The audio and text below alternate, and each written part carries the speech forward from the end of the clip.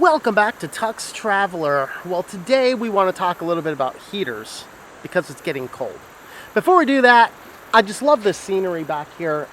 It's a little hazy right now. A lot of that's because it's still kind of flood stage. In fact, this river is about a foot higher than it usually is right now.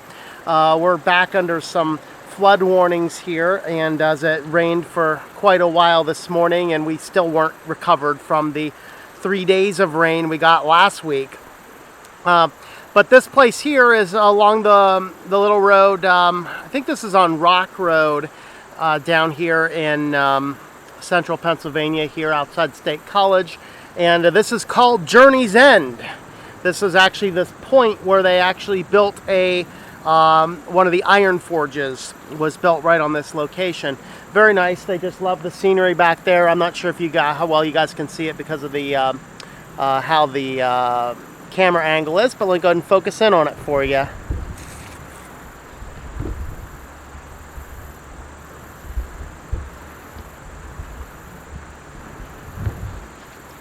All right, very nice scenery. I like that.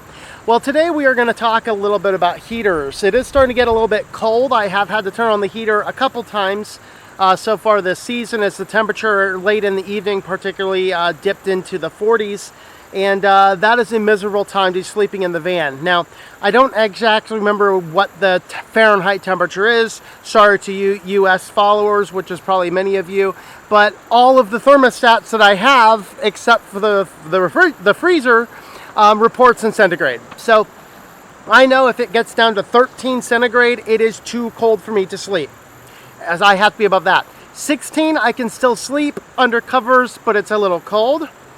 Anything above that, it gets a little bit better. So last night, it only got about 65 Fahrenheit, which is still in the lower 20s C. And so it was very comfortable. I didn't have to run with the heater at all yesterday. But I did a couple times this week, and it's not been cold enough to run it all night. So I will turn it on, crank up the van heat pretty high, and then by the time morning comes, it might be about cold enough to crank it on again. But really, I have not had to run it all night long. Now, before we get into what I'm actually doing, I want to talk about the different types of heaters and heating options that you might have. I've seen people actually put fireplaces in vans. Not one as small as mine, but it is possible. So you can get very small fireplaces, which actually do a tremendous job, and you can just burn them locally. Now, depending on where you're at, where I'm at, you could do that just fine. Just find a little sapling. I mean, there's some just tree branches down on the ground where I'm sitting right here, which would be enough to power that thing all night. You need to make sure, of course, you put roof ventilation for all that. You need to have the flue, and you need to have some non-flammable materials and bases around it. But I've seen people do it. So the more common ones people are using that are not the best, you get the little buddy. There's two types of propane heaters. There's a small one, which is like around 60 bucks. You plug in one of those propane cylinders into it, and then that can actually run. They can fall over. They can catch things on fire, and we have a problem combustion burning inside the van, as it will consume oxygen, produce carbon dioxide, and even worse for van dwellers, it increases moisture a lot. Moisture inside the van is problematic, particularly when it gets cold outside, because then you're going to get moisture going all throughout your van, and then it's going to condensate all over the place inside, even behind things, and it can cause mold problems. So you don't want to be burning propane unless you have to. But it's not bad to have that as an emergency reserve, because I'd rather burn propane than freeze to death. Now, what I'm using is a dry heat. These are external combustion engine systems, which does all their air exchange on the outside airflow, and they push out extraordinarily hot, dry heat on the inside of the van. There are gasoline and diesel versions. Now, people running the ProMasters like I have, if you use the the gasoline versions, the ProMasters actually have inside the passenger compartment, they have a tap into the gas tank already.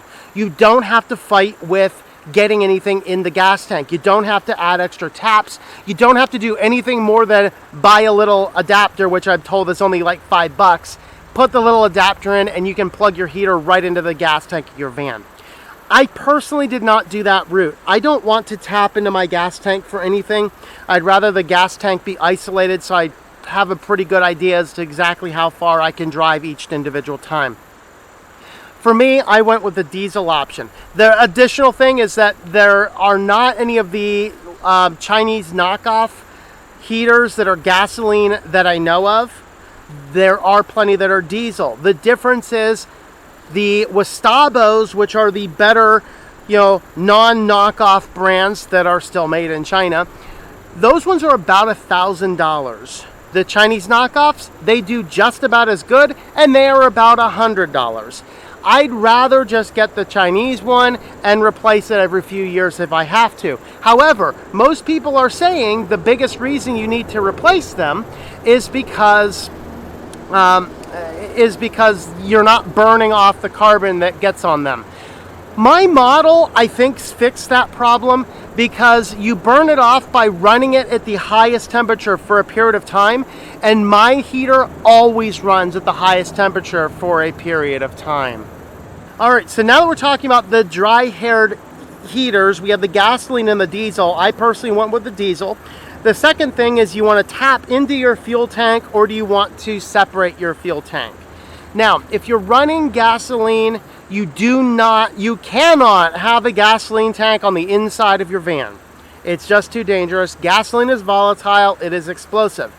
Diesel fuel is not volatile nor explosive, it is just flammable. So there is not as big of a concern having a diesel tank inside the cabin of your van. Now, could you also mount it outside? Absolutely you can. For security of everything, I actually put mine inside the van, and I'll show you what that looks like here at the end of this video. Now, I want that separate tank. Alternatively, if you are running the gas, you can tap into your fuel tank. If you don't have a van like the ProMasters that already has a tap in the gas tank, you can just install a tap in the gas tank. It's not all that difficult to do. Now, the next thing about these heaters, they require an air exchangers. So the heater will have an air intake from the inner cabin that it heats up and forces out. But there's also the external air combustion, and I'll show you what all that looks like on mine. This, though, means that you're drilling holes in your van.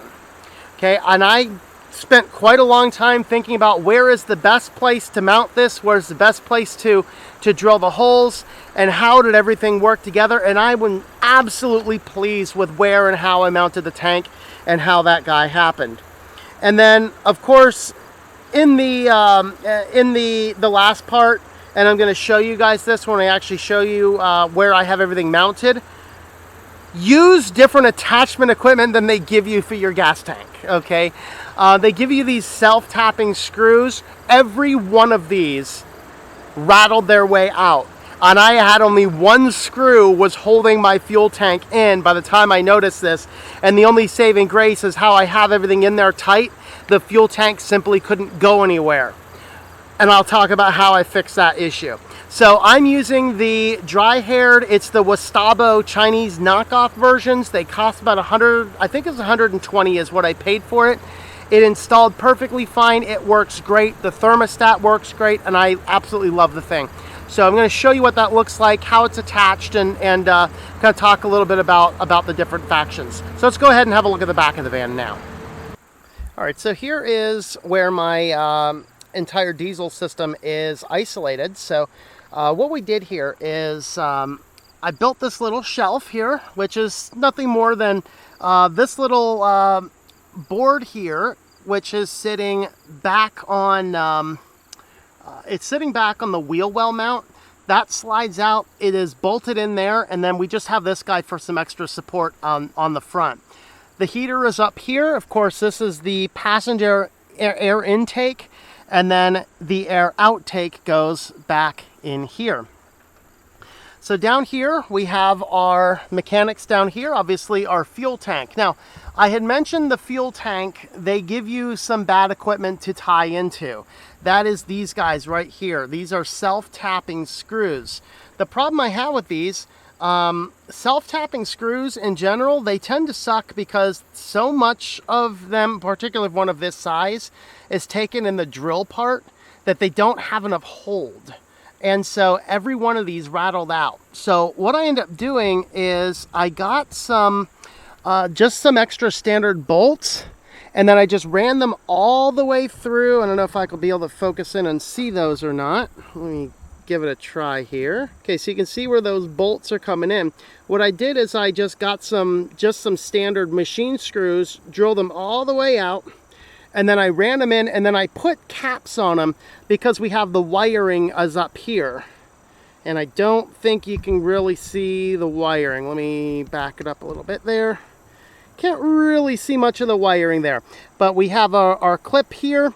This guy is going back. You can see where the... Yeah, so I can't really get in to see the wiring is. It's just a little bit too dark out there and too bright out here. But the wiring there, I actually just ran the wiring across. This is tied into the DC fuse box on a 20 amp fuse. And then what we did with it is you just come on down and there's just one little block to put right into our heater here. And then you need to drill your holes. So these are about 1.5 inch holes down here. This is the air intake, which is coming in from outside to get good clean combustion air. And this is the exhaust line. Now you can see that there's some 3M tape here. I measured the air exhaust here. The exhaust line gets up to around 400 or so Fahrenheit. And so I end up using some, there's about a 1/2 inch layer of fiberglass insulation around it because that can withhold up to 600. And then I used the rest of it, and I didn't really have to, but I basically just built a heat shield around everything else here. And this is actually works quite nicely. We have back here our fuel filter, and then we have down here our fuel pump. So you can see that if I have to replace my fuel pump, it's actually fairly easy to get to, as is the fuel filter is fairly easy to get to. And then I have enough of this extra diesel fuel line here on board. Note that I wrapped the diesel fuel line around the air intake and zip tied it down here just because I did not want that to ever get loose and touch the exhaust line, because that could be hot enough to melt a line like this. I don't know for sure, but it should be safe enough at this angle, being is that right on the inside, just right behind the air intake tube, is where that goes up into the heater itself. So now let's go ahead and have a look at how this looks coming out the bottom. All right, so now in the bottom here, this guy of here, this is our muffler here for the exhaust. And I basically put a little copper pipe here on the end. So this is just a little piece of copper. It's the only thing I found that would get me just a little bit of an angle to angle that guy out. See down here that the tubing is fused with just some hose clamps.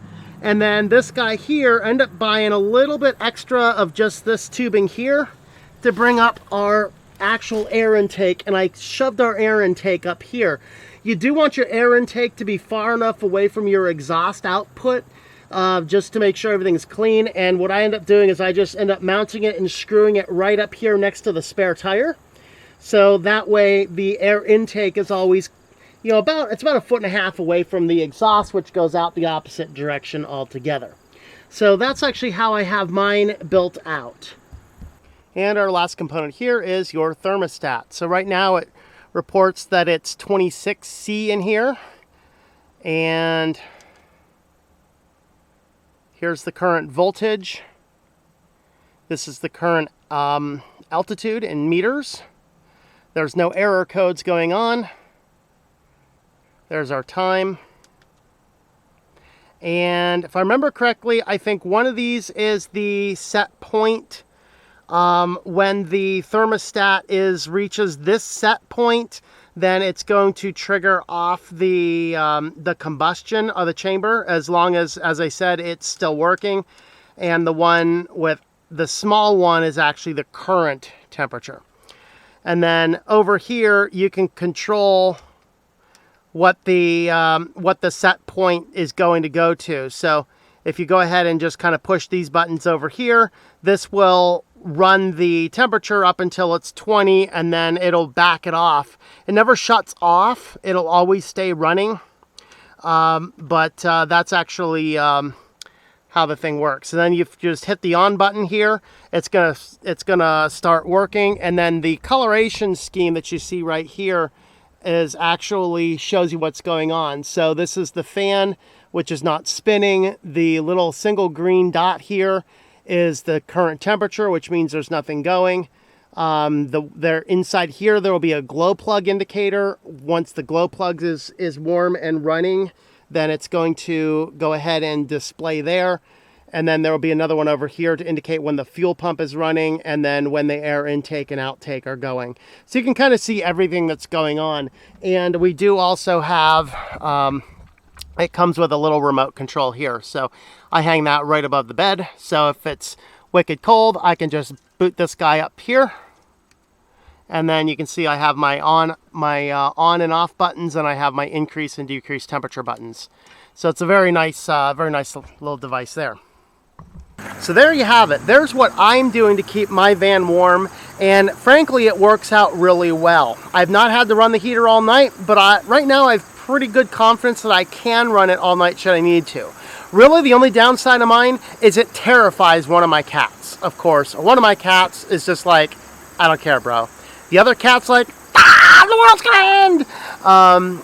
Because when you kick the fan on, especially before it's equalized itself out, it does actually push out very hot air at maximum speed, kind of in the direction where the cat really likes to sit. So that kind of is the case. But nevertheless, it does work out really well. I'm actually glad the heater works as well as it does.